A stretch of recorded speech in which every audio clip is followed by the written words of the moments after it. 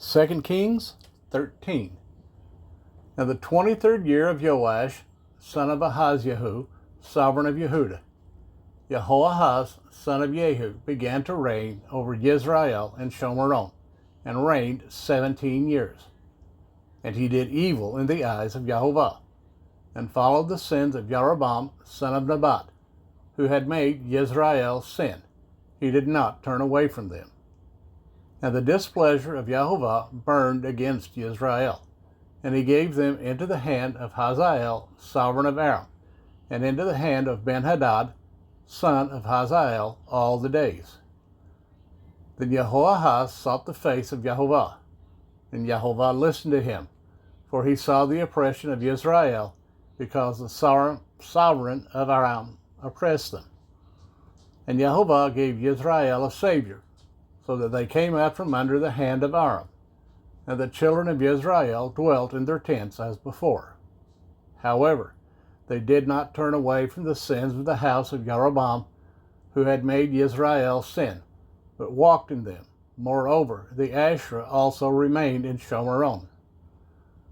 For he left of the army of Jehoahaz only 50 horsemen, and 10 chariots, and 10,000 footmen, for the sovereign of Aram had destroyed them, and made them like the dust at threshing. And the rest of the acts of Jehoahaz, and all that he did, and his might, are they not written in the book of the annals of the sovereigns of Israel? So Jehoahaz slept with his fathers, and they buried him in Shomeron. And Joash his son reigned in his place. In the 37th year of Joash, sovereign of Yehudah, Jehoash, son of Jehoahaz, began to reign over Israel in Shomeron 16 years. And he did evil in the eyes of Jehovah. He did not turn away from all the sins of Jeroboam, son of Nebat, who had made Israel sin. He walked in it. And the rest of the acts of Joash, and all that he did, and his might, with which he fought against Amaziah, sovereign of Yehudah, are they not written in the book of the annals of the sovereigns of Israel? So Joash slept with his fathers, and Jeroboam sat on his throne, and Joash was buried in Shomeron with the sovereigns of Israel. And Elisha had become sick with the sickness in which he died. And Joash, the sovereign of Israel, came down to him and wept over his face, and said, O my father, the chariots of Israel and their horsemen.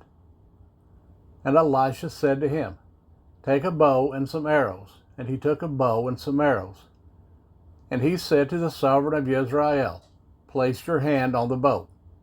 So he placed his hand, and Elisha placed his hands on the hands of the sovereign, and said, Open the east window. And he had opened it, and Elisha said, Shoot. And he shot. Then he said, The arrow of deliverance of Jehovah, and the arrow of deliverance from Aram.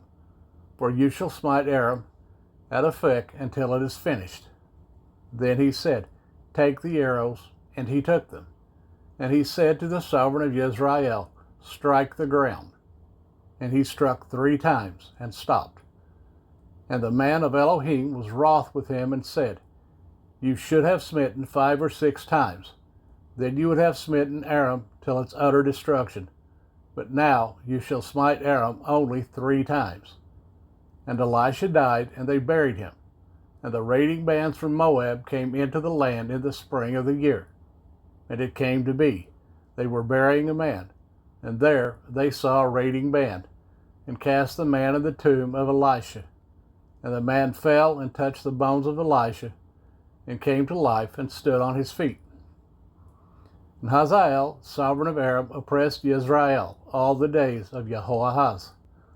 But Jehovah showed favor to them, and had compassion on them, and turned toward them, for the sake of his covenant with Abraham, Yitzhak, and Jacob, and would not destroy them or cast them from his presence as yet. And Hazael, sovereign of Aram, died, and Benhadad, his son, reigned in his place. And Jehoash, son of Jehoahaz, recovered from the hand of Benhadad, son of Hazael, the cities which he had taken out of the hand of Jehoahaz his father in battle. Joash smote him 3 times, and he recovered the cities of Israel.